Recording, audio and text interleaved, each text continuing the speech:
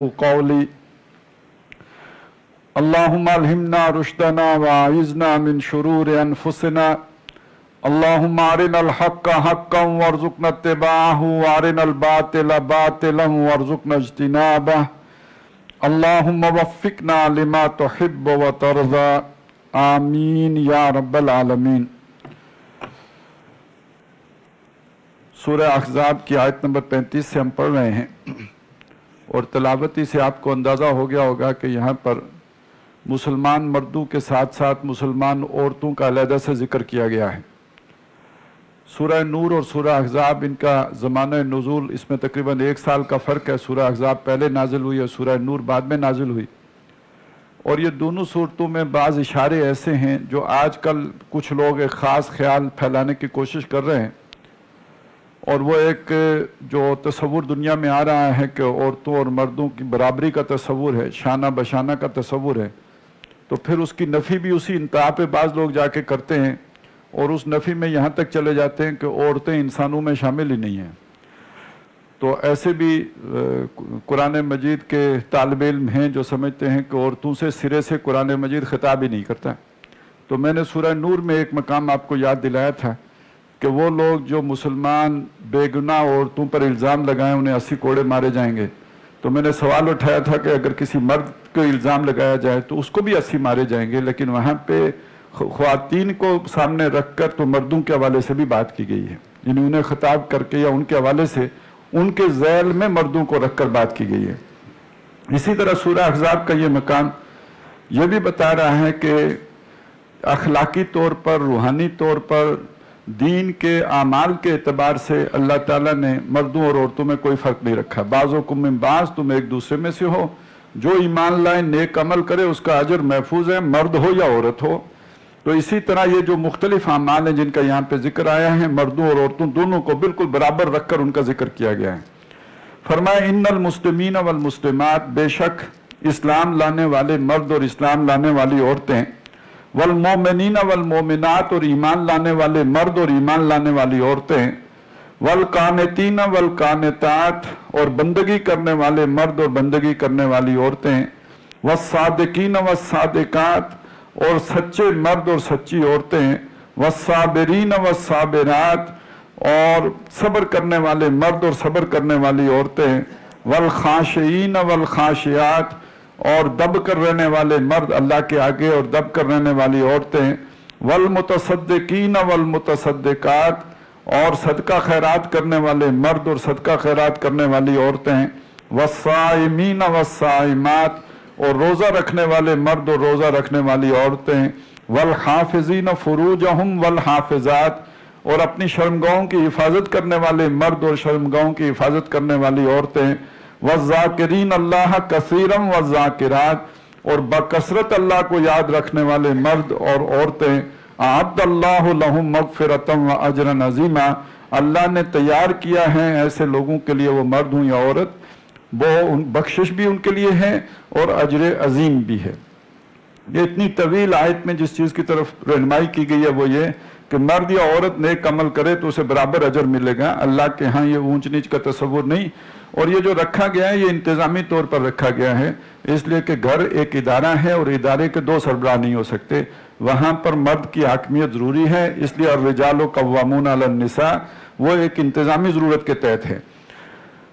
اب اس کے بعد وہ واقعہ آ رہا ہے جس کا ذکر میں نے کل کر دیا تھا کہ حضرت زید جو تھے نبی صلی اللہ علیہ وسلم کے غلام تھے، لیکن یہ کہ پھر آپ نے منہ بولا بیٹا بنا لیا تھا۔ منہ بولے بیٹے کو اس معاشرے میں بیٹے والا سٹیٹس ہی ملتا تھا، اور جب اللہ تعالیٰ نے یہ حکم دیا کہ نہیں اب منہ بولا بیٹا نہیں کر سکتے، تو پھر انہیں دوبارہ زید بن حارثہ کہا گیا۔ تو ان کی دلجوئی کے لیے حضور صلی اللہ علیہ وسلم نے اپنی رشتہ دار خاتون حضرت زینب سے ان کا نکاح کرایا، لیکن یہ کہ ان کے درمیان جو ہے وہ نباہ نہیں ہو سکا اور بالآخر طلاق ہو گئی۔ تو اب وہ حضرت زینب کے گھر والے تو مانتے نہیں تھے، حضور صلی اللہ علیہ وسلم نے کافی اپنا جو بھی اثر و رسوخ استعمال کر کے انہیں اس پر مجبور کیا تھا، بلکہ یہ کہ جیسے ابھی آ جائے گا کہ ان کی جو رسول والی حیثیت تھی اس وجہ سے انہوں نے وہ بات مانی تھی۔ تو اب حضور کو خیال گزرا کہ حضرت زینب کی دلجوئی اور اس کے خاندان کی دلجوئی اسی طرح ہو سکتی ہے کہ میں اب زینب سے نکاح کر لوں، لیکن ساتھ ہی ساتھ یہ خیال آتا تھا کہ لوگ باتیں کریں گے کہ اپنے منہ بولے بیٹے کی جو متعلقہ ہے اس سے نکاح کر لیا ہے. تو یہ تو بات کل ہمارے سامنے آ گئی کہ منہ بولا بیٹے کی کوئی حیثیت شریعت میں نہیں ہوتی. تو اللہ کی یہ بھی اللہ کی منشا تھی کہ نبی اکرم صلی اللہ علیہ وسلم کے ذریعے سے یہ رسم بد اس کا خاتمہ کر دیا جائے. آپ اس ایک بری رسم کا جو ہے وہ توڑ کر دیں. بہرحال یہ واقعہ شروع اسی بات سے ہوتا ہے کہ جو ان کے خاندان کو گویا حضرت زینب کے خاندان کو کہا گیا ہے کہ آپ کی اب اپنی کوئی مرضی نہیں جب اللہ کے رسول صلی اللہ علیہ وسلم نے ایک جو ہے وہ فیصلہ کر لیا یا یہ کہ ایک چیز کی طرف آپ کو مشورہ دیا. بات عمومی انداز میں کی، جنرلائز کیا اس کو، لیکن یہ کہ بیک گراؤنڈ میں یا پس منظر میں وہی چیز ہے. اور لیکن اس میں رہنمائی ہے ہمارے لیے کہ جب اللہ اور رسول کا حکم موجود ہو تو اس کے بعد کسی آدمی، کسی مومن ایمان والے کے پاس اپنی کوئی مرضی رکھنے کا اختیار باقی نہیں رہتا ہے. فرمایا وما کان لمؤمن ولا مؤمنۃ، یہ کسی مومن یعنی مرد یا مومن عورت کے لیے یہ ممکن نہیں ہے اذا قضى اللہ ورسولہ امرا، کہ جب اللہ اور اس کے رسول کوئی فیصلہ کر چکیں، ایک فیصلہ کر لیں وہ، ان یکون لہم الخیرۃ من امرہم، کہ ان کے معاملے میں ان کا کوئی اختیار باقی رہ جائے، ان کا اختیار ختم ہو جاتا ہے. اللہ اور رسول کے فیصلے کے بعد ان کا کوئی مسلمان مرد یا مسلمان عورت کے پاس اس کے بعد کوئی اختیار نہیں رہتا. وَمَنْ يَعْصِ اللَّهَ وَرَسُولَهُ، اور جو کوئی نافرمانی کرے اللہ کی اور اس کے رسول کی، فَقَدْ ضَلَّ ضَلَالًا مُبِينًا، تو وہ تو دور کی، وہ تو واضح گمراہی میں جا پڑا ہے. وَإِذْ تَقُولُ لِلَّذِي أَنْعَمَ اللَّهُ عَلَيْهِ، اب وہ نکاح تو ہو گیا لیکن اس کے بعد جب ان کی انبن رہی اور نہیں بنی، اور نبی صلی اللہ علیہ وسلم نے بھی کئی مواقع پہ حضرت زید سے کہا کہ صبر کرو، نہ لڑو، نباہ کرنے کی کوشش کرو، لیکن بالآخر بات ختم ہو گئی. تو اب اس پر اللہ تعالیٰ کی طرف سے یہ تبصرہ آیا وَإِذْ تَقُولُ لِلَّذِي أَنْعَمَ اللَّهُ عَلَيْهِ، اور اے نبی جب آپ کہتے تھے اس شخص کو کہ جس پر اللہ نے بھی انعام کیا ہے، وَأَنْعَمْتَ عَلَيْهِ، اور آپ نے بھی بڑا اس پہ انعام کیا، احسان کیا، اللہ نے انہیں آپ کے گھر تک پہنچایا، انہیں ایمان لانے کی توفیق دی، اور آپ نے جو ہے اس کا بہت ہی دلجوئی کی، اس کی حوصلہ افزائی کی، اسے بہت اچھے طریقے سے رکھا. تو جب آپ اسے کہتے تھے امسک علیک زوجک، اپنی بیوی کو اپنے ساتھ رکھو، اسے روک کے رکھو، اس کو طلاق نہ دو، واتق اللہ، اور اللہ سے ڈر، وتخفی فی نفسک، اور اے نبی آپ اپنے جی میں چھپا رہے تھے اس کو، آپ وہ اپنا جو چھپاتے تھے اپنے جی میں ایک چیز کو، مَاللَّهُ مُبْدِيهِ، جسے اللہ کھولنے والا تھا، اللہ ظاہر کرنے والا تھا، وَتَخْشَى النَّاسَ، اور آپ لوگوں سے ڈرتے تھے کہ لوگ باتیں کریں گے. دل میں کیا چھپا رہے تھے کہ اگر زید نے طلاق دے دی تو پھر میں اگر نکاح کروں گا تو زینب کے خاندان اور زینب کی جو ہے وہ دلجوئی ہو سکے گی، یا جو نقصان ہوا ہے اس کی تلافی ہوگی. لیکن لوگوں سے آپ کو اندیشہ تھا کہ پھر لوگ بہت باتیں بنائیں گے. وَاللَّهُ أَحَقُّ أَن تَخْشَاهُ، اللہ زیادہ حقدار ہے کہ اس سے ڈرا جائے، اس کی خشیت اختیار کی جائے. فَلَمَّا قَضَى زَيْدٌ مِّنْهَا وَطَرًا، تو جب زید نے اس سے اپنی غرض پوری کر لی، یعنی اس کو طلاق دے چکا، زوجناکہا، تو ہم نے اس کو آپ کی زوجیت میں دے دیا، آپ کے نکاح میں دے دیا، لِكَيْ لَا يَكُونَ عَلَى الْمُؤْمِنِينَ حَرَجٌ، تاکہ ایمان والوں کے لیے کوئی تنگی باقی نہ رہے. یہ بھی اسوہ ہے کہ آپ ان کے لیے یہ کام کر کے یہ مشکل ان کے اوپر سے اتار کے جائیں تاکہ اہل ایمان والوں کے لیے کوئی حرج باقی نہ رہے. فی ازواج ادعیائہم، ان کے منہ بولے یا لے پالک جسے کہیں بیٹوں کی بیویوں کے ضمن میں، اذا قضاؤ منہن وطرا، جب وہ تمام کر لیں ان سے اپنی غرض، یعنی جب وہ انہیں طلاق دے لیں، اس کے بعد وہ جو بھی منہ بولے بیٹے ہیں ان کی، اور جو طلاق شدہ عورتیں ہیں ان سے نکاح کرنے میں کوئی حرج اہل ایمان مردوں پر نہ رہے. وَكَانَ أَمْرُ اللَّهِ مَفْعُولًا، اے نبی یہ تو آپ کو لگتا تھا نا کہ اس طرح چیزیں آگے بڑھیں، اللہ کا فیصلہ تھا جو پورا ہونا تھا، یہ ہونا ہی تھا تاکہ یہ ایک غلط رسم اور غلط روایت آپ کے ہاتھوں ٹوٹ جائے اور قیامت تک کے لیے مسلمانوں کے لیے یہ سہولت پیدا کر دی جائے. ما کان علی النبی من حرج فیما فرض اللہ لہ، اور کسی نبی کے لیے اس میں کوئی مذائقہ نہیں ہے، کوئی حرج نہیں ہے، کوئی تنگی نہیں ہے اس چیز کے معاملے میں جو اللہ نے اس پر فرض کی ہو. اللہ نے کہا یہ کرو، اسوہ قائم کرو اپنا اس معاملے میں لوگوں کے سامنے، لہذا اس میں کوئی تنگی محسوس نہیں ہونی چاہیے. سنت اللہ فی الذین خلوا من قبل، یہی اللہ کی سنت رہی ہے جو گزرے ہیں پہلے رسول، ان رسولوں کے ضمن میں. وَكَانَ أَمْرُ اللَّهِ قَدَرًا مَقْدُورًا، क़दरम मक़दूरा, और बेशक अल्लाह का जो फैसला है वो तो ठहर चुका है, वो मुक़द्दर हो चुका है, वो पूरा होके रहना है। अल्लज़ीना युबल्लिगून रिसालातिल्लाह, वो सुन्नत उन लोगों के ज़िम्मे में है जो इस बात पर मामूर हैं कि वो अल्लाह के पैगामात पहुँचाते हैं, यानी रसालत के मनसब पर फायज हैं, अल्लाह का पैगाम लोगों तक पहुँचाते हैं। व यख्शौनहु, वो अल्लाह ही से डरते हैं। वला यख्शौन अहदन इल्लल्लाह, और अल्लाह के सिवा किसी से नहीं डरते। अब ये कई चीज़ें यहाँ पे वाज़ेह हो रही हैं। एक ये कि अल्लाह का वो पैगाम जो अल्लाह ने जिब्रील को दिया, जिब्रील का काम है रसूल तक पहुँचाए, रसूल का काम है बाकियों तक पहुँचाए। अच्छा, ये दूसरी बात यहाँ ये साबित हुई कि वो ज़बानी पहुँचाने से किफ़ायत नहीं करता, करके भी दिखाना है।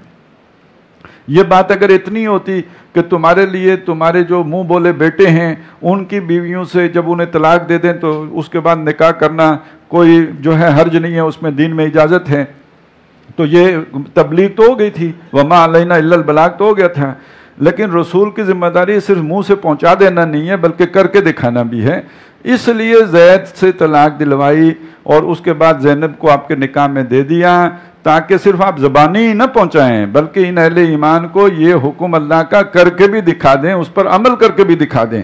वकफ़ा बिल्लाहि हसीबा, और अल्लाह ताला हिसाब लेने के लिए काफ़ी है। मा काना मुहम्मदुन अबा अहद मिर रिजालिकुम, अब ये इस तनाजुर में बात आई है कि मोहम्मद सल्लल्लाहु अलैहि वसल्लम तुम में तुम्हारे मर्दों में से किसी के भी बाप नहीं हैं, बेटियां आपकी हैं, लेकिन ये कि आप किसी बेटे के बाप नहीं हैं। दो बेटे हुए थे, एक मक्के में हज़रत खदीजा से और एक यहाँ पे मारिया किब्तिया से मदीने में, लेकिन ये कि ये दोनों ही बचपन में वफ़ात पा गए। ये जो उनको जो है अल्लाह ताला ने ज़िंदगी नहीं दी, अल्लाह की अपनी कोई जो भी हिकमत है।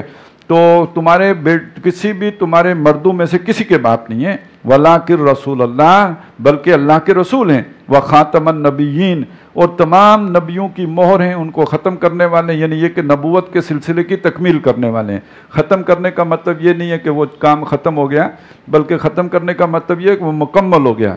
एक काम शुरू किया था अल्लाह ताला ने हज़रत आदम अलैहिस्सलाम से, मोहम्मद रसूलुल्लाह सल्लल्लाहु अलैहि वसल्लम पर आकर वो पूरा हुआ, उसकी तकमील हो गई।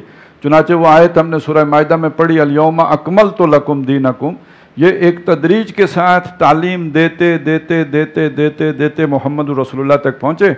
अब वो काम पूरा हो गया। इसीलिए तो आप अब क़यामत की निशानी है, आपके बाद नबी किसी ने नहीं आना और इसके बाद अब क़यामत ही होनी है।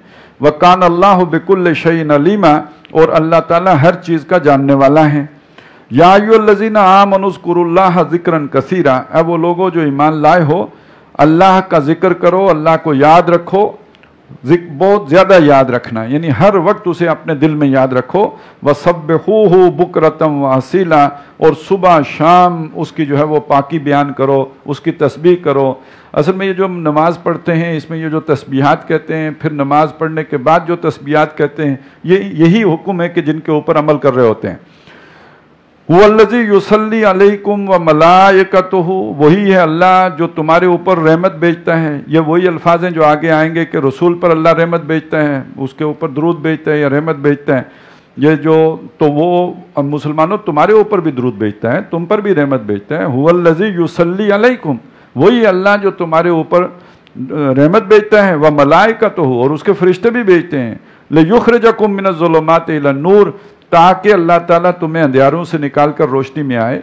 जहालत के अंधियारे, तारीकियाँ, शिर्क की, उनसे निकाल कर ईमान की रोशनी में लाए।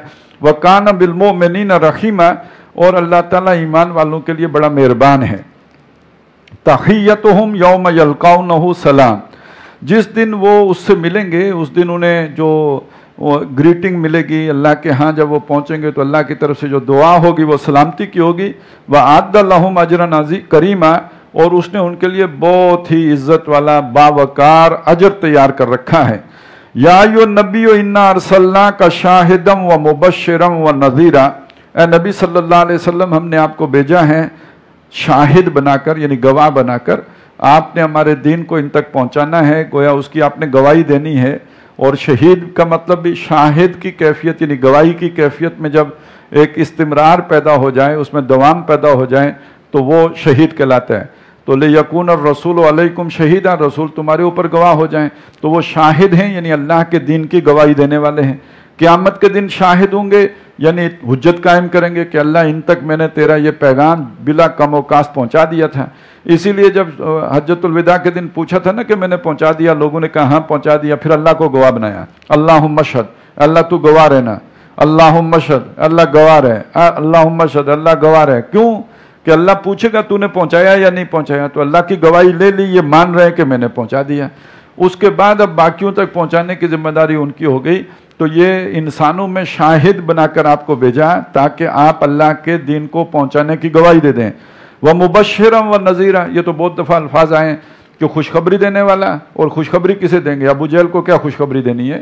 خوشخبری اسے دینی ہے جو ایمان لایا، اس کو بتانا ہے تم جنت میں جاؤ گے، تمہارے لیے انعامات ہیں، اکرامات ہیں، ایمان لائے، عمل صالح کریں۔ اور خبردار کس کو کرنا ہے؟ جو غلط روش پہ چل رہا ہے، جو اللہ سے نہیں ڈر رہا ہے، جسے آخرت کی پرواہ نہیں ہے، اس کو تاکہ آپ خبردار کر دیں عذاب علیم سے۔ تو یہ ڈرانے والا کا مطلب ہے خبردار کرنے والا، وارن کرنے والا کہ اگلی زندگی میں تمہارا محاسبہ ہوگا، پوچھ گچھ ہوگی، تم پکڑے جاؤ گے، گرفتار بلا ہوگے، پہلے چوکنے ہو جاؤ، ہوشیار ہو جاؤ، اپنے آپ کو بچا لو، یہ خبردار کرنے والا۔ وَدَاعِيًا إِلَى اللَّهِ بِإِذْنِهِ وَسِرَاجًا مُنِيرًا، اور آپ کو اس نے بنایا ہے داعی، دعوت دینے والا، بلانے والا اللہ کی طرف۔ ایک دعوت دینے والا ہوتا ہے چاولوں کی طرف، ایک دعوت دینے والا ہوتا ہے کوئی قوم کی سربلندی کی طرف، ایک دعوت دینے ہوتا ہے ملک کی آزادی کی طرف، ایک دعوت اور بھی کوئی چندے اکٹھے کرنے کی دعوت۔ یہ دعوت دینے والے ہیں، داعی ہیں اللہ کی طرف، مخلوق خدا کو خدا سے جوڑنے کی دعوت بے اذن ہی، اسی کے حکم سے۔ یہ توفیق ہر کسی کو حاصل نہیں ہوتی۔ وَسِرَاجًا مُنِيرًا، اور آپ کو ایک چمکتا ہوا چراغ بنایا۔ یعنی یہ بڑی ایک جو خوبصورت تشبیہ ہے کہ اس سے پہلے بھی نبی آئے ہیں، رسول آئے ہیں، اور ان کے نتیجے میں جو دنیا میں ایک رہی ہے ہدایت یا روشنی، تو وہ گویا چاند کی مانند رہی ہے۔ اب محمد رسول اللہ صلی اللہ علیہ وسلم کو اللہ نے بھیج دیا، یہ تو سورج کی مانند ہے ہدایت۔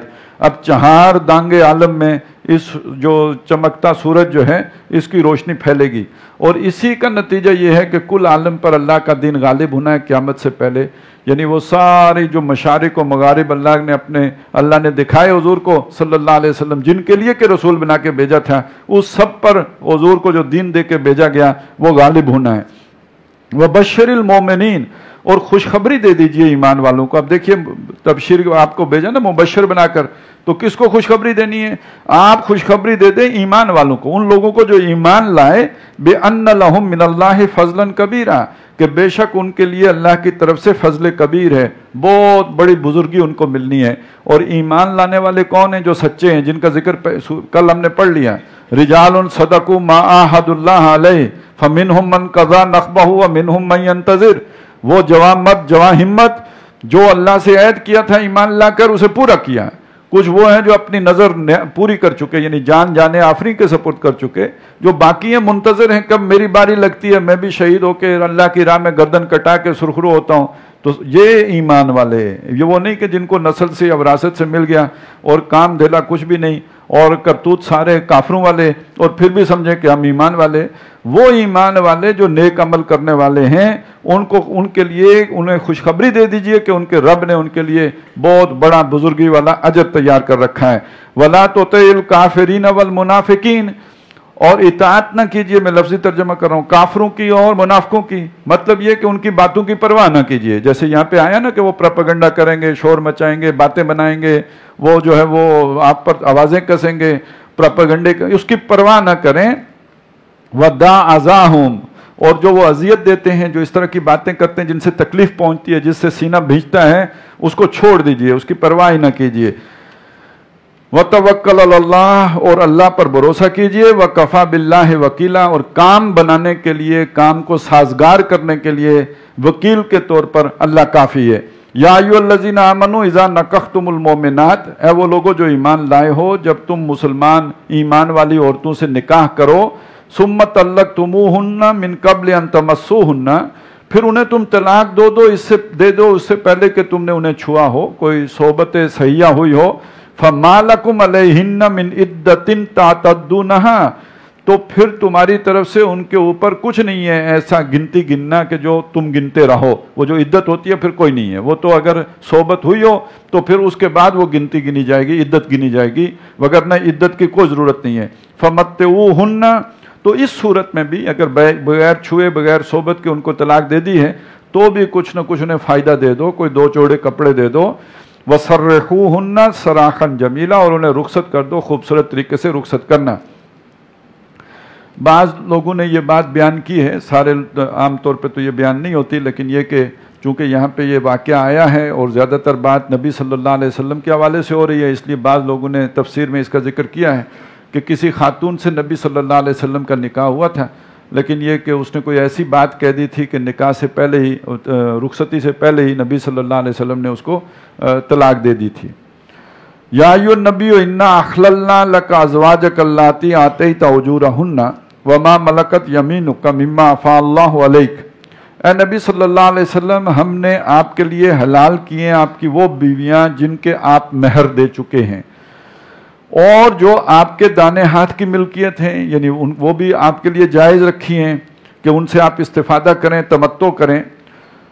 یمینوں کا مما افاء اللہ علیہ کا، جو اللہ نے آپ کے ہاتھ میں دے دی ہیں، وہ بنات امے کا، اسی طرح جو بیٹیاں ہیں آپ کے چچا کی، وہ بنات امات کا، اور بیٹیاں ہیں آپ کی پھوپھیوں کی، وہ بنات خالے کا، اور بیٹیاں ہیں ماموں کی، وہ بنات خالات کا، اور بیٹیاں ہیں خالاؤں کی، اللاتی ہاجرن معک، جنہوں نے آپ کے ساتھ ہجرت کی ہے، جو مہاجر ہیں، مکے کو چھوڑ کر یا اپنے اپنے وطن کو چھوڑ کر مدینے میں آ کے مقیم ہو گئی ہیں، یہ سب حلال کی ہیں۔ وامرات، یعنی ان میں سے جس سے بھی نکاح کوئی کرے وہ نکاح جائز ہے۔ وامراتم مومنتن، اور وہ مومن عورت بھی اے نبی آپ کے لیے حلال رکھی ہے، ان وہبت نفسہا للنبی، جو اپنا جان ہبہ کر دے نبی کو، مطلب یہ ہے کہ اپنا حق مہر جو ہے وہ لینے سے دستبردار ہو جائے۔ ان اراد النبی ان یستنکحھا، اگر نبی بھی ارادہ کر رکھتے ہوں اس سے نکاح کرنے کا، محض اس کے ہبہ کرنے سے نکاح نہیں ہو جائے گا، بلکہ یہ کہ نبی بھی اگر نکاح کرنا چاہتے ہوں تو اس کے لیے گنجائش رکھی ہے۔ خالصۃ لک من دون المؤمنین، یہ خاص طور پر آپ کے لیے ہے اے نبی، یہ اہل ایمان کو چھوڑ کر، اہل ایمان کے لیے یہ نہیں ہے۔ اہل ایمان کا معاملہ کیا ہے؟ قد علمنا ما فرضنا علیہم، ہمیں معلوم ہے جو ہم نے ان کے اوپر فرض کیا ہے۔ کسی اور کا نکاح جو ہے وہ بغیر مہر ادا کیے نہیں ہو سکتا۔ بے شک کوئی عورت جو ہے وہ کہے کہ مجھے ضرورت نہیں ہے مہر کی، لیکن وہ مہر اس کو دینا ہوگا، وہ مہر کے بغیر نکاح، بعد میں وہ کہ معاف کر دے وہ ایک علیحدہ بات ہے، لیکن نکاح کے وقت مقرر کرنا ہوگا، یہ فرض ہے جو ہم نے ان کے اوپر فرض کیا ہے۔ لیکن حضور صلی اللہ علیہ وسلم کے لیے یہ بھی چھوٹ تھی، اگر کوئی خاتون اپنا مہر نہیں رکھنا چاہتی اور حضور اس سے نکاح کرنا چاہتے ہیں تو بغیر مہر کے بھی نکاح ہو جائے گا۔ وما ملکت ایمانہم، اور جو ان کی جو دانے ہاتھ کی ملکیت ہیں اس کو، ان کی وہ جو چھوٹ انہیں دی ہے اور جو بیویوں کے حوالے سے مہر مقرر کرنا ان پر فرض کیا ہے وہ ہمیں معلوم ہے۔ لکی لا یکون علیک حرج، اور آپ کے لیے یہ چھوٹ اس لیے دی ہے تاکہ آپ پر کوئی تنگی نہ رہے، آپ پر کوئی حرج نہ رہے، آپ کو اس معاملے میں کسی درجے میں بھی کوئی مضائقہ نہ رہے۔ وکان اللہ غفور الرحیم، اور اللہ تعالیٰ بخشنے والا بھی ہے اور مہربان بھی ہے۔ ایک اور سہولت جو کسی اور کے لیے نہیں ہے، یہ صرف حضور صلی اللہ علیہ وسلم کے لیے تھی، اس لیے کہ کسی اور نے 2 بیویاں کی ہیں، 3 ہیں، 4 ہیں، 4 تک کی اجازت ہے، لیکن جو ظاہری چیزیں وہ ساری برابر رکھنی ہوں گی، انہیں ایک جیسا خرچہ دینا ہوگا، ایک جیسا وقت دینا ہوگا، ان کو ایک جیسا مکان دینا ہوگا، یہ ساری جو چیزیں ہیں ان کو بالکل برابر رکھنا ہوگا۔ اور اگر وہ ایک کی طرف زیادہ جھک کے رہتا ہے اور باقیوں کو چھوڑ دیتا ہے تو آخرت میں اس کے لیے بڑی جو ہے وعیدیں آئی ہیں، سزا ملے گی اس کو۔ لیکن حضور کے لیے یہ بھی نہیں تھا، فرمایا ترجی من تشاء منہن، آپ ایک طرف کر دیں ان میں سے جس کو چاہیں، طلاق تو نہیں دیں گے، لیکن یہ کہ طلاق دیے بغیر اگر آپ ان کے پاس صحبت کرنے نہیں بھی جاتے، رات کو نہیں جاتے، آپ پر کوئی لازم نہیں ہے ان کو وقت دینا، ان کو ایک طرف کر دیں۔ وَتُوِّي إِلَيْكَ مَن تَشَاءُ، اور اپنے پاس کر لیں جس کو آپ چاہیں۔ وَمَنِ ابْتَغَيْتَ مِمَّنْ عَزَلْتَ، اور جس کو آپ نے دور کر دیا تھا اگر اس کو واپس اپنے قریب کرنا چاہیں اس کا بھی آپ کو اختیار ہے۔ فَلَا جُنَاحَ عَلَيْكَ، آپ پر کوئی گناہ نہیں ہے۔ ذَلِكَ أَدْنَىٰ أَن تَقَرَّ أَعْيُنُهُنَّ، اس سے یہ بات قریب ہے کہ وہ ان کی آنکھیں ٹھنڈی رہیں گی۔ یعنی حضور کا اختیار تو تھا کہ چاہیں تو کسی ایک بیوی کے پاس جائیں، باقیوں کے پاس نہ جائیں، لیکن حضور نے اپنے اس اختیار کو کبھی استعمال نہیں کیا، سب کو ہمیشہ برابر ٹائم دیا ہے۔ حتی الوسع وہ جو بھی باریاں مقرر ہوتی تھیں، اور یہ کہ شام کو جو عصر کے بعد آپ کا گشت ہوتا تھا وہ بھی سب کے ساتھ برابری کا ٹائم رکھ کر سب کے گھروں کا چکر لگا لیتے تھے۔ اور باقی کھانے پینے میں کپڑے میں سب کو برابر رکھا ہے۔ صرف آخری جب آپ پر وہ بیماری کا شدید جو حملہ ہوا ہے، جو مرض الوفات جو شروع ہوئی ہے، تو اس میں پھر باقی بیویوں سے بھی اجازت لے کے آپ نے قیام کیا حضرت عائشہ رضی اللہ تعالیٰ عنہ کے پاس، تو یہ یعنی اس کے لیے بھی اجازت دی ہے، اگرچہ کہ اللہ کی طرف سے اس پر آپ کی کوئی پکڑ کوئی گرفت آپ کو چھوٹ تھی، بلکہ آپ چاہیں تو جس طرح چاہیں جس کے پاس رہیں، تو اس سے یہ اس کی امید ہے کہ ان کی آنکھیں ٹھنڈی رہیں گی جتنا بھی مل جائے۔ وَلَا يَحْزَنَّ، اور وہ غم نہیں کھائیں گی، وَيَرْضَيْنَ بِمَا آتَيْتَهُنَّ كُلُّهُنَّ، اور جتنا کچھ بھی ان کو مل جائے گا وقت اس پر وہ راضی رہیں گی، حق کو چھوڑا ہی نہیں، تو جو مل جائے وہ شکر کریں گی اس پر۔ وَاللَّهُ يَعْلَمُ مَا فِي قُلُوبِكُمْ، اللہ جانتا ہے جو کچھ تمہارے دلوں میں ہے، وَكَانَ اللَّهُ عَلِيمًا حَلِيمًا، اور اللہ تعالیٰ علم والا اور بردبار ہے۔ لا يحل لك النساء من بعد، اب اے نبی آپ کے لیے کوئی عورت حلال نہیں ہے اس کے بعد، ولا، یہ جب خاص طور پہ جب انہیں حضور نے اختیار دے دیا کہ تم چاہو تو اللہ رسول کو رکھ لو، چاہو تو دنیا کے لیے وہ ہو جاؤ، اگر دنیا چاہتی ہو تو میں تمہیں طلاق دے دیتا ہوں، تو جب سب ازواج مطہرات نے اس پر راضی ہو گئیں کہ ہمیں مال دولت کھانا پینا نہیں چاہیے، اللہ اور اس کے رسول چاہیے، تو اس کے بعد اللہ تعالیٰ نے بھی پھر حضور صلی اللہ علیہ وسلم سے یہ کہہ دیا کہ آپ نے اب کوئی اور نکاح نہیں کرنا، اب آپ کے لیے کوئی عورت حلال نہیں ہے من بعد، اس کے بعد ولا ان تبدل بہن، نہ یہ جائز ہے کہ آپ ان کو تبدیل کر لیں، یعنی گنتی پوری رکھیں، ان میں سے کسی کو طلاق دے کے کوئی اور نکاح کر لیں، اب یہ آپ کے لیے جائز نہیں، من ازواج، اپنی عورتوں میں سے کسی کو بدل لیں، ولو اعجبک حسنہن، خواہ آپ کو کسی اور عورت کو نکاح کرنے کا آپ کا دل چاہے بھی، الا ما ملکت یمینک، سوائے یہ کہ جو آپ کے دانے ہاتھ کی ملکیت بنے، یعنی ملک یمین جسے لونڈی کہتے ہیں، اس کی تو اجازت ہوگی، لیکن کوئی نیا نکاح کرنے کی اجازت نہیں ہے۔ بعض مفسرین نے یہ بھی لکھا ہے کہ یہ بھی آخری عمر میں پابندی اٹھ گئی تھی، لیکن اس کے بعد حضور نے کوئی نکاح کیا نہیں۔ وَقَانَ اللَّهُ عَلَىٰ كُلِّ شَيْءٍ رَقِيبًا، اور اللہ تعالیٰ ہر شے پر نگران ہے، نگہبان ہے۔ یا ایھا الذین آمنوا لا تدخلوا بیوت النبی، اب یہاں سے آگے جو ہدایات اور رہنمائی اور جو بھی اس وقت کچھ پیش بندیاں کی جا رہی ہیں، اس کا تعلق سورہ نور کے ساتھ ہے۔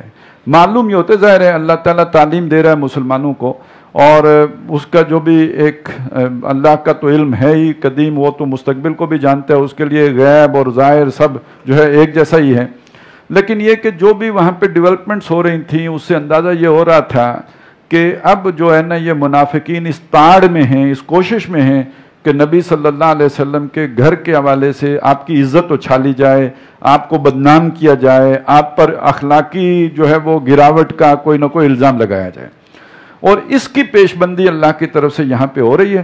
اور پھر 1 سال کے بعد وہ واقعہ ہو گیا جب وہ موقع ملا حضرت عائشہ رضی اللہ تعالیٰ عنہ پہ الزام لگانے کا، تو یہ پہلے سے ہی پلانڈ تھا۔ معلوم یہ سورہ احزاب پڑھتے ہوئے آپ کو اندازہ ہوگا کہ وہ واقعہ الٹپ نہیں ہوا، اچانک نہیں ہوا، ویل پلانڈ اور پہلے سے طے شدہ، ڈیسائیڈڈ تھا، اور وہ جو ہی موقع ملا تو ایک پرانے منصوبے پر جو پینڈنگ پڑا ہوا تھا اس کے اوپر عمل ہو گیا۔ کوششیں یہاں سے جاری ہیں، اس کے بٹوین دا لائن آپ کو نظر آئے گا کہ وہ ایفرٹس ہو رہی تھیں جن کا کلا کما کرنے کے لیے یہ آیات اتری ہیں۔ پھر ذہن میں رکھیں سورہ نور 1 سال بعد نازل ہوئی ہے، وہ واقعہ بھی اس کے 1 سال بعد ہوا ہے۔ یا ایھا الذین آمنوا، اے وہ لوگوں جو ایمان لائے ہو، لا تدخلوا بیوت النبی، نبی کے گھر میں مت داخل ہو، الا ان یؤذن لکم، سوائے اس کے کہ تمہیں اجازت مل چکی ہو، الی طعام غیر ناظرین اناہ، اور وہاں داخل ہو کے تم انتظار کرتے رہو کھانے کا کہ کب وہ پکتا ہے، پہلے ہی جا کے بیٹھ جاؤ، کھانا شام کو ملنا ہے، آپ جا کے جو ہے وہ عصر کے وقت بیٹھ گئے، خبردار نبی کے گھر میں بیٹھ جاؤ جا کے کھانا پکنے کے انتظار میں، جب تک کہ تمہیں اجازت نہ دی جائے، تمہیں بلایا نہ جائے، کھانے کا اہتمام ہو چکا ہو پھر بلایا جائے گا، پھر کھاؤ، اور اس کے بعد اگلا حکم ولیکن اذا دعیتم، لیکن جب یہ کہ تمہیں بلایا جائے، فادخلوا، تو جاؤ، فاذا طعمتم، اور جب تم کھا چکو، فانتشروا، تو نکل جاؤ، منتشر ہو جاؤ، ولا مستانسین لحدیث، اور وہاں بیٹھ کے گپے نہ لگایا کرو۔ یہ ویسے تو نبی صلی اللہ علیہ وسلم کے گھر کا ذکر ہے، لیکن ہر آدمی کو اس معاملے میں ذرا تھوڑا چوکنا رہنا چاہیے۔ گھر آپ کی پرائیویسی ہے، اور وہاں پر کسی کو اتنا فری یا فرینک نہیں بنانا چاہیے کہ وہ ڈرائنگ روم سے آگے تک بھی جائے۔ وہ ڈرائنگ روم ہے آپ کی جگہ، اور وہاں بھی بس اسی حد تک ہے جتنا اس کے کام ہے، جتنا اس کی ضرورت ہے، اور اس سے زیادہ بیٹھنے والے کو بڑے طریقے سلیقے سے بہرحال وہ بتا دینا چاہیے، اسے کوئی جسچر ایسا دے دینا چاہیے کہ اسے پتہ لگ جائے کہ اس کا اس طرح آ کے بیٹھا رہنا آپ کو پسند نہیں ہے۔ کسی آدمی کا آپ کے گھر میں کوئی کام نہیں ہے، اور جو اس کا کام ہے وہ یہ ہے کہ کھانا کھائے، بیٹھے، جتنا ضروری کام ہے وہ کرے، اس کے بعد اپنے گھر جائے۔ باقی کاروبار ہیں وہ دفتروں میں ہوتے ہیں اور دکانوں پہ ہوتے ہیں، بازاروں میں ہوتے ہیں، وہ گھر اس کام کے لیے تو نہیں ہوتے۔ تو گھر میں پہلے جو ان معاملوں میں جو لوگ پھر سستی کرتے ہیں تو بعد میں جا کے پھر تھانے میں رپورٹ کراتے ہیں کہ نامعلوم افراد یہ کر کے چلے گئے تو وہ کر کے چلے گئے۔ تو یہ ایسے لوگوں سے، ایسے میسنوں سے بچ کے رہنا چاہیے۔ تو وَلَا مُسْتَأْنِسِينَ لِحَدِيثٍ، اور وہاں بیٹھ کے گپے نہ لگایا کرو۔ إِنَّ ذَلِكُمْ كَانَ يُؤْذِي النَّبِيَّ، تمہاری یہ روش نبی صلی اللہ علیہ وسلم کو اذیت دیتی ہے، انہیں اس سے تکلیف ہوتی ہے۔ ویسے بھی اس وہاں پہ آپ دیکھیں نا، وہ کیا تھے، اجرے ہی تھے، ایک چھوٹا سا کمرہ ہے اور اس میں جو ہے وہیں کھانا کھانا ہے، آپ کی کوئی زوجہ محترمہ بھی کسی کونے میں جو ہے وہ چادر اوڑھ کے بیٹھی ہوئی ہیں، تو ایک پورا گھر ایک پروٹوکول یا ایک جسے کہتے ہیں مصیبت پہ چڑھا ہوا ہے، جب تک لوگ بیٹھے ہوئے ہیں وہ اٹھ کے جائیں گے تو وہ تھوڑا ریلیکس کریں گے، لہذا مت وہاں پہ بیٹھو۔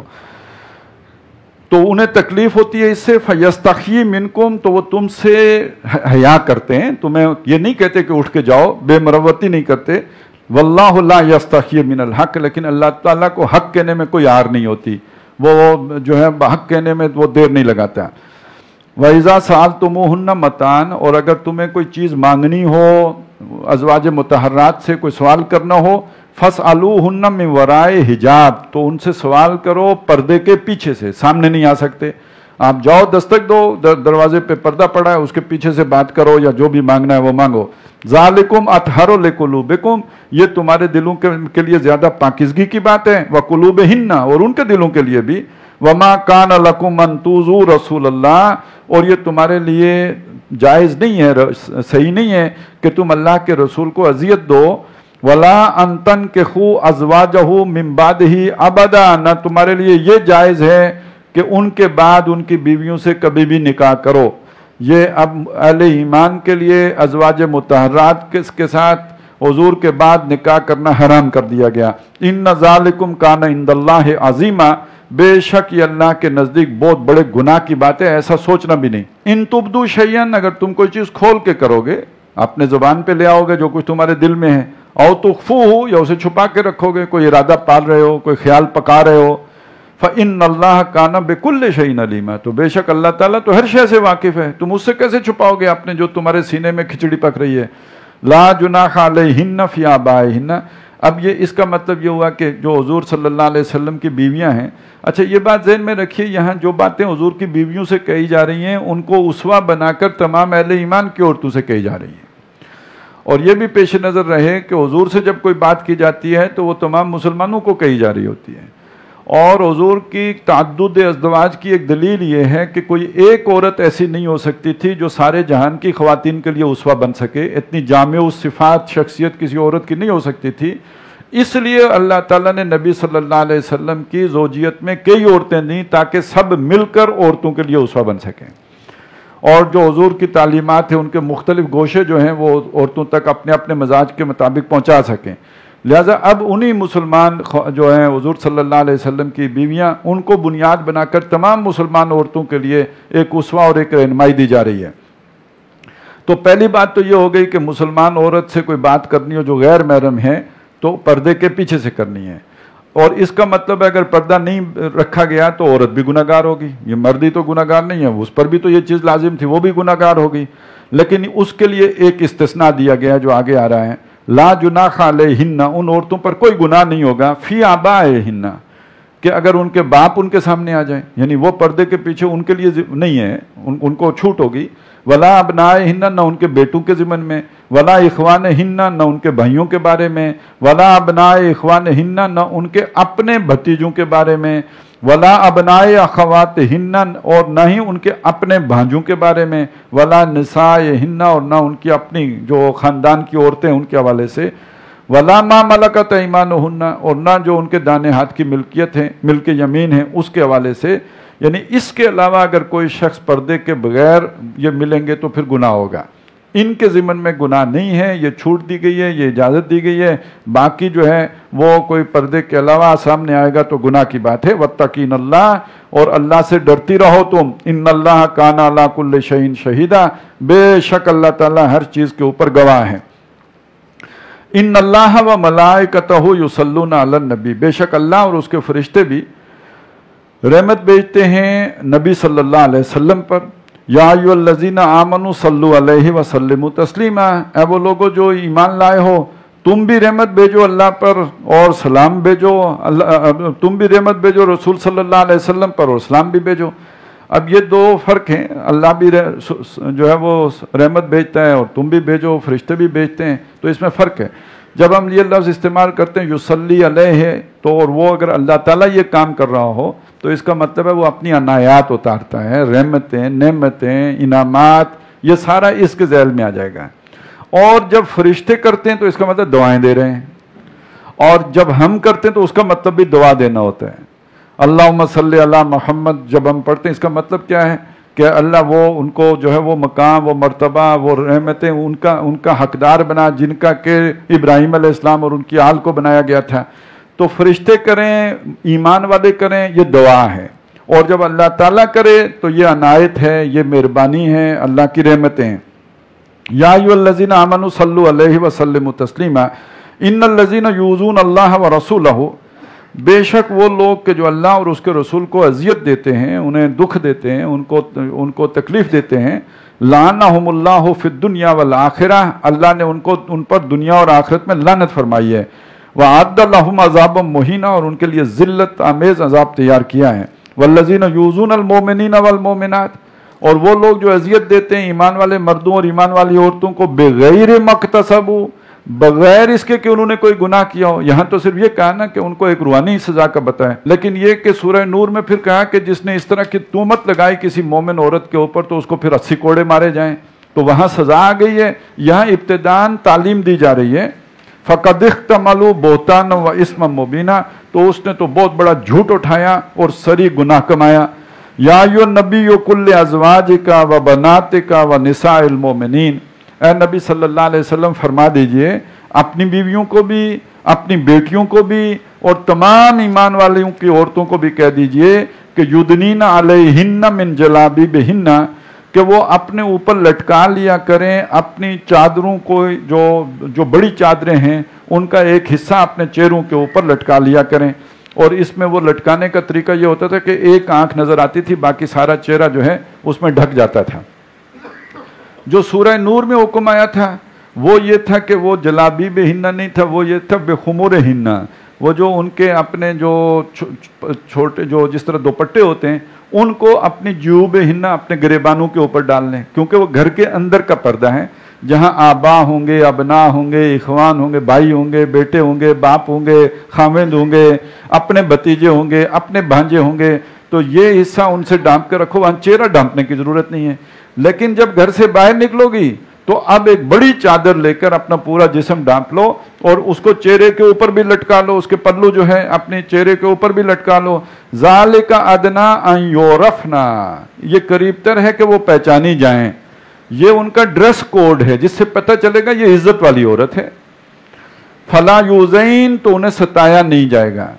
اس کا مطلب ہے اس سے پہلے کچھ لوگ ستاتے تھے جس سے بچانے کے لیے یہ بات کی گئی. کچھ لوگ آوازیں کستے تھے اور ایسا ہوا، اور جب بعد میں پوچھا گیا تو انہوں نے کہا جی ہم نے تو سمجھا کوئی لونڈی ہے. تو یہ منافق لوگ اس شرارت پر تلے ہوئے تھے. میں جو آپ کو بتا رہا ہوں نا، جو بعد میں سورہ نور میں جو واقعہ پیش آیا ہے، واقعہ عفق، یہ باقاعدہ ڈیزائنڈ واقعہ ہے اور یہ ایک سازش کے تحت تیار کیا گیا تھا، اور اس کے لیے کب سے ایفرٹس ہو رہی تھیں، اور یہ سورہ احزاب بتا رہی ہے کہ وہ ایفرٹس ہو رہی تھیں، اس کی کوششیں جاری تھیں، اور ان کا سد باب کی بھی کوششیں ہو رہی تھیں. وَقَانَ اللَّهُ غَفُورًا رَحِيمًا، اور اللہ تعالیٰ بخشنے والا مہربان ہے. اب یہ الفاظ نوٹ کیجئے، لَإِن لَّمْ يَنْتَهِ الْمُنَافِقُونَ وَالَّذِينَ فِي قُلُوبِهِم مَرَضٌ، اگر باز نہ آئے یہ منافق لوگ اور وہ لوگ کہ جن کے دلوں میں مرض ہے، روگ ہے، وہ جو ہوتے ہیں نا اس طرح کے حسن پرست قسم کے، جو جن کے دل اس مرض روگ میں مبتلا ہیں.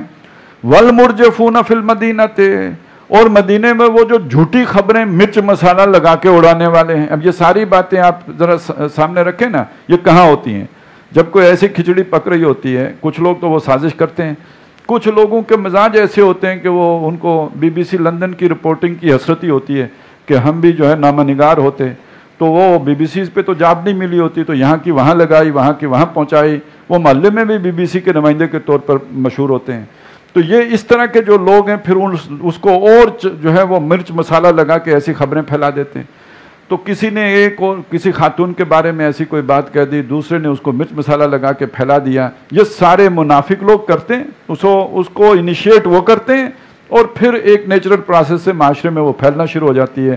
تو لَإِن لَمْ يَنْتَهِ الْمُنَافِقُونَ وَالَّذِينَ فِي قُلُوبِهِم مَرَضٌ وَالْمُرْجِفُونَ فِي الْمَدِينَةِ, مدینے کے اندر کے یہ لوگ اگر باز نہ آئے, لَنُغْرِيَنَّكَ بِهِمْ, اے نبی پھر ہم آپ کو ان کے پیچھے لگا دیں گے.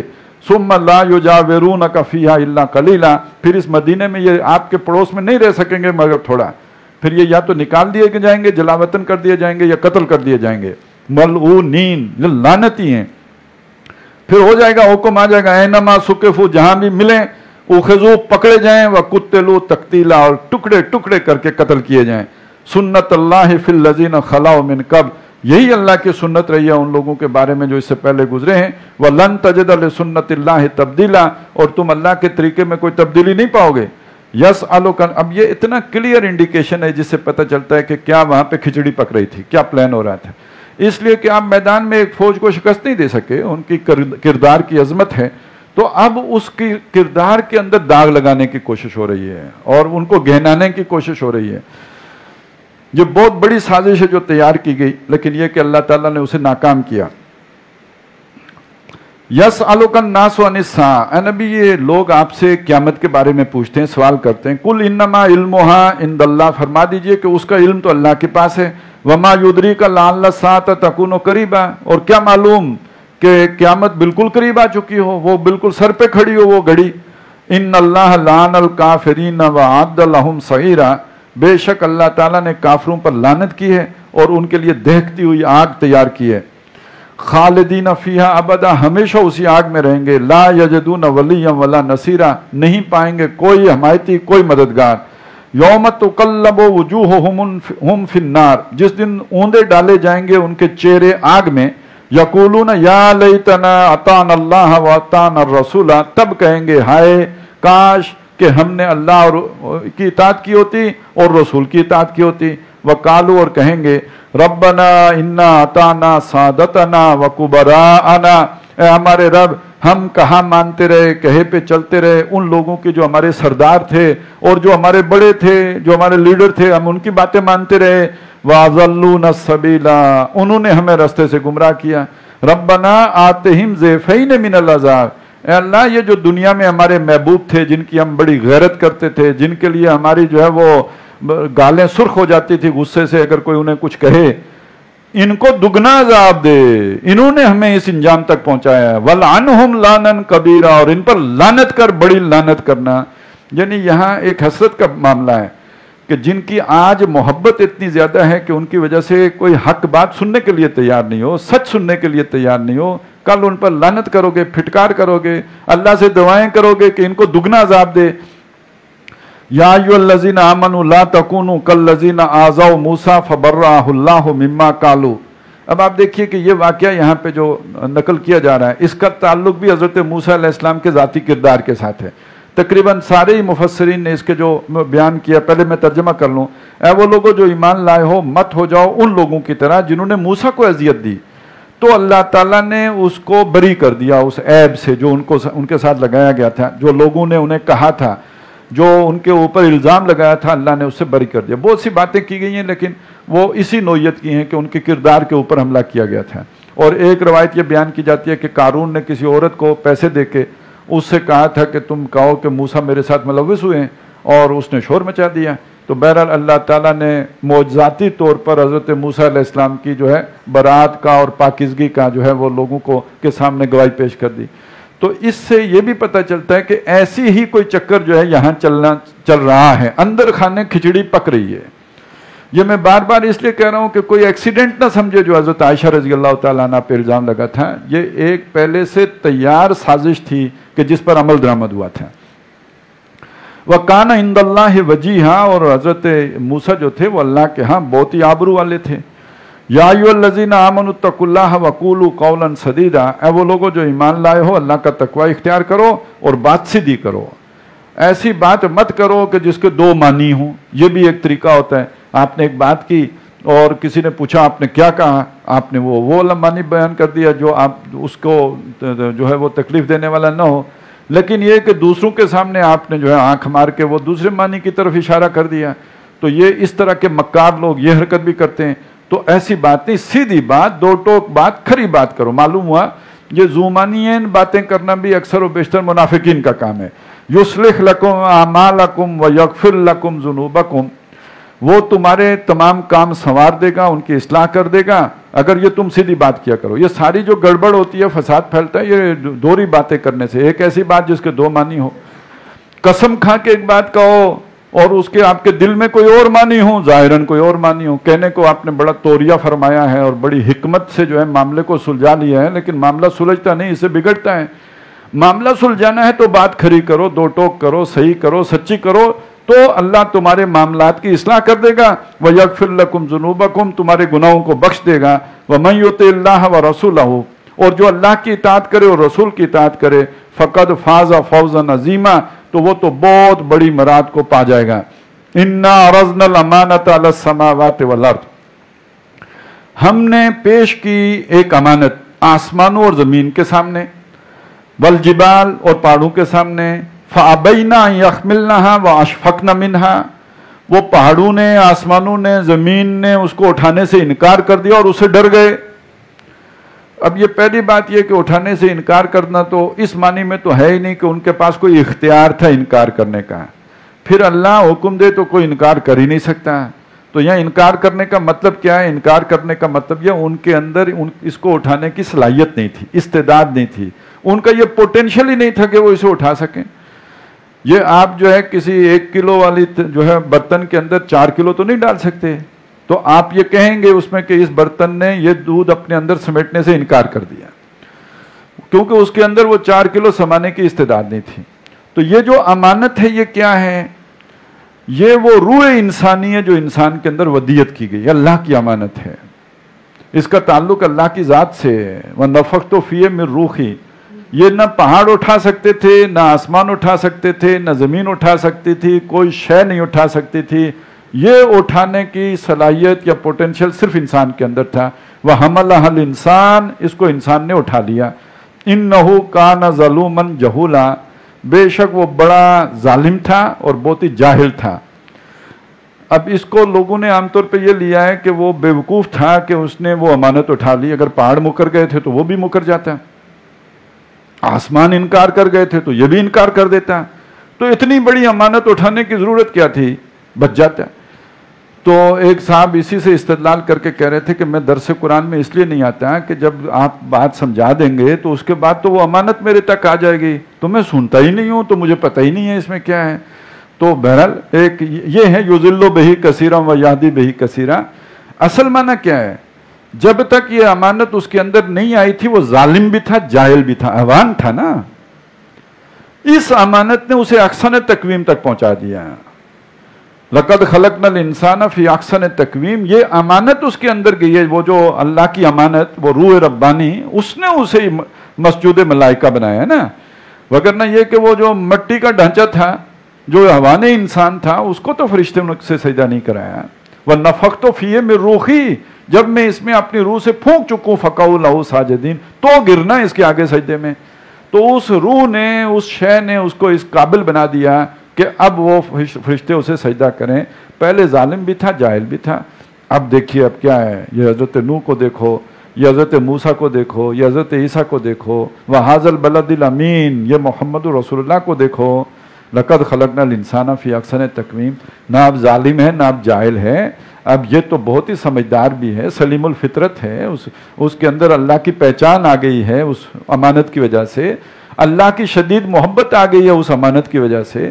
تو یہ امانت ہے جسے سورہ نور میں کہا گیا تھا نور، وہ جو ہم نے پڑھا نورن علی نور، اندر یہ امانت ہوگی، یہ ریسیپینٹ ہے، باہر سے وہ نور آئے گا قرآن کا، یہ دونوں نور ایک دوسرے کے ساتھ مل جائیں گے۔ اور جس کے اندر یہ امانت ہی نہ ہو، من لم یجعل اللہ لہ نورا فما لہ من نور، جس کے اندر وہ امانت نہ ہو اس کو یہ قرآن بھی سیراب نہیں کرے گا، یا اس کا وہ نور مر چکا ہو، دب چکا ہو، ختم ہو چکا ہو، تو وہ زندہ ہی وہ نہ رہا ہو، تو اب اس پر یہ نور اثر نہیں کرے گا۔ تو وہ ریسیپینٹ جو اللہ نے اندر رکھا ہوا ہے، جو روح ربانی ہے، وہ ہے اصل میں وہ جس کو یہاں امانت کیا۔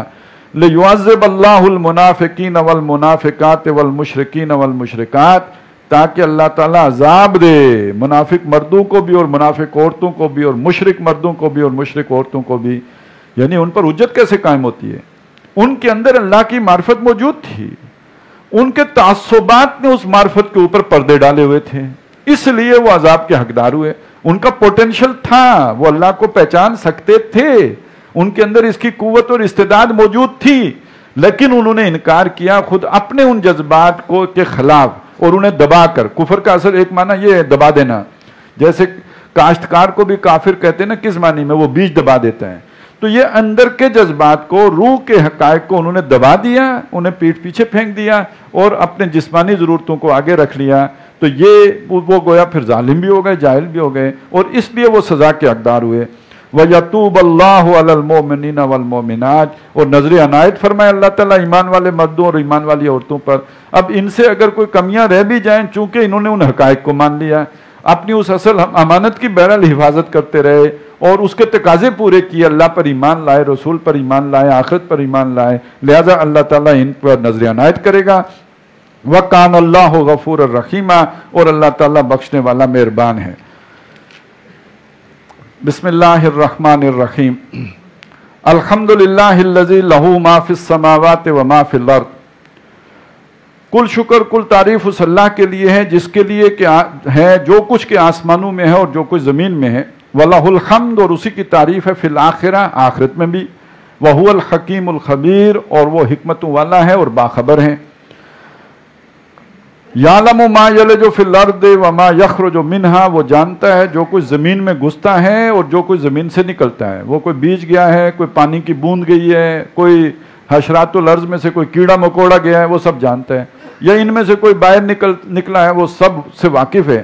وما ینزل من السماء وما یعرج فیہا، اور وہ جانتا ہے جو کچھ آسمان سے اترتا ہے اور جو آسمان کی طرف چڑھتا ہے، فرشتے اترتے ہیں، چڑھتے ہیں، یا یہ کہ اس کے علاوہ ارواح انسانیہ کا معاملہ ہے، لوگوں کے گناہوں اور اعمال کا معاملہ ہے، یا یہ کہ جو بارش برستی ہے اور بخارات چڑھتے ہیں، وہ سب سے واقف ہے۔ وَهُوَ الرَّحِيمُ الْغَفُورُ، اور وہ رحم فرمانے والا، بخشنے والا ہے۔ وَقَالَ الَّذِينَ كَفَرُوا لَا تَأْتِينَا السَّاعَةُ، اور کافر کہتے ہیں کہ قیامت نہیں ہوگی، ہم پر کوئی گھڑی وارد نہیں ہوگی قیامت کی۔ قل، فرما دیجئے، بلا و ربی لتاتینکم عالم الغیب، کیوں نہیں، مجھے قسم ہے میرے اس رب کی جو غیب جاننے والا ہے، وہ لازماً تم پر آئے گی۔ لا یعزب عنہ مثقال ذرۃ فی السماوات ولا فی الارض، اور اس سے غائب نہیں ہو سکتا کوئی مثقال کے برابر ذرہ بھی، نہ آسمانوں میں نہ زمین میں، سب کو وہ اس قیامت کے دن پیش کر دے گا۔ ولا اصغر من ذالک، نہ اس رائی کے دانے سے چھوٹی کوئی شے، ولا اکبر، نہ اس سے بڑی، الا فی کتاب مبین، مگر ایک واضح ریکارڈ میں سب کا ڈیٹا موجود ہے۔ لیجزی الذین آمنوا وعملوا الصالحات، یہ قیامت اس لیے ہوگی تاکہ اللہ تعالیٰ ان لوگوں کو جو ایمان لائے اور جنہوں نے نیک اعمال کیے، ان کے بھلے کاموں کا، اچھے کاموں کا بدلہ دے۔ اولئک لہم مغفرۃ، ان کے لیے بخشش بھی ہے، ورزق کریم، اور عزت والی روزی بھی ہے، رزق بھی ہے۔ والذین سعوا فی آیاتنا معاجزین، اور وہ لوگ جنہوں نے سعی کی، محنت کی، جدوجہد کی، بھاگ دوڑ کی، زور لگایا کہ ہماری آیات کو ناکام بنا سکیں، ان کو ہرا سکیں، ان کو تھکا سکیں اور ان کے معنی و مفہوم بدل سکیں۔ اولئک لہم عذاب من رجز علیم، ان کے لیے عذاب ہے دردناک، عذاب بلا میں سے۔ وَيَرَى الَّذِينَ أُوتُوا الْعِلْمَ، اور تاکہ دیکھ لیں، قیامت اس لیے بھی ہوگی کہ جن کو سمجھ دی گئی ہے، جو جانتے ہیں، جنہیں معلوم ہے، جنہیں علم دیا گیا ہے، وہ دیکھ لیں الَّذِي أُنزِلَ إِلَيْكَ مِن رَبِّكَ هُوَ الْحَقُّ، کہ وہ شے جو ہے نبی آپ پر نازل کی گئی ہے وہ برحق ہے۔ یہ اگر کسی اہل کتاب میں سے کسی کو شک ہو تو انہیں پھر قیامت ہوگی تو معلوم ہو جائے گا کہ یہ قرآن مجید برحق کتاب تھی، وَيَهْدِي إِلَىٰ صِرَاطِ الْعَزِيزِ الْحَمِيدِ، اور یہ بھی معلوم ہو جائے کہ یہ رہنمائی کرتی ہے اس رستے کی طرف جو زبردست خوبیوں والے تک پہنچاتا ہے۔ وَقَالَ الَّذِينَ كَفَرُوا هَلْ نَدُلُّكُمْ عَلَىٰ رَجُلٍ، اور کافر لوگ انہوں نے یہ بھی کہا کہ کیا ہم تمہیں متنبع کریں، باخبر کریں ایک شخص کے بارے میں، یُنَبِّئُکُم جو تمہیں جتلاتا ہے، خبر دیتا ہے، اِذَا مُزِّقْتُمْ كُلَّ مُمَزَّقٍ، جب تم پھٹ کر ہو جاؤ گے ٹکڑے ٹکڑے۔ قبر کے اندر جو بھی انسان کے ساتھ ہوتا ہے اس کا یہ ذکر کیا گیا، اِنَّکُمْ لَفِی خَلْقٍ جَدِیدٍ، تو تم ایک دفعہ پھر نئی تخلیق پر اٹھ کھڑے ہوگے۔ یعنی ان کے تصور سے یہ بات بڑی محال تھی، ان کی عقل میں سما نہیں سکتی تھی کہ پھر کیسے دوبارہ پیدا ہو جائیں گے جب پھٹ جائیں گے، اور یہ کہ جو ریزہ ریزہ ہو جائیں گے، مٹی میں گھل مل جائیں گے۔ افترا علی اللہ کذبا، کہاں ہو سکتا ہے، یہ اللہ پر جھوٹ باندھ رہا ہے، ام بہی جنتن، یا اس پر کوئی سودا سما گیا ہے، ویسے کوئی دیوانگی آ گئی ہے۔ بل الذین لا یؤمنون بالآخرۃ فی العذاب، بلکہ وہ لوگ جو آخرت پر ایمان نہیں رکھتے وہ تو عذاب میں ہوں گے۔ آج تو وہ یہ باتیں بناتے ہیں، وہ سخت سزا ملے گی انہیں، والضلال البعید، اور وہ سری غلطی پر ہیں۔ اتنی سی بات انہیں نہیں سمجھ آ رہی کہ عدم سے اللہ نے وجود دے دیا انسان کو، تو اب دوبارہ بنانا اس کے لیے کیا مشکل ہے۔ افلم یروا الی ما بین ایدیہم وما خلفہم، کیا وہ نہیں دیکھتے جو کچھ ان کے آگے اور جو کچھ ان کے پیچھے، من السماء والارض، آسمان اور زمین میں، اپنے آگے پیچھے نہیں دیکھتے، اپنے دائیں بائیں نہیں دیکھتے کہ کیا کچھ اللہ کی نشانیاں اور قدرت کے کمالات ہیں۔ ان نشاء نخسف بہم الارض، اگر ہم چاہیں تو انہیں زمین کے اندر دھسا دیں، او نسقط علیہم کسفا من السماء، یا ان پر آسمان کا کوئی ٹکڑا گرا دیں۔ ان فی ذالک لآیۃ لکل عبد منیب، بے شک اس میں نشانی ہے ہر رجوع کرنے والے بندے کے لیے، اس میں بڑی نشانی ہے، بڑی سوچ کی بات ہے، بڑی غور کی بات ہے۔ بارک اللہ لی ولکم فی القرآن العظیم ونفعنی وایاکم بالآیات والذکر الحکیم۔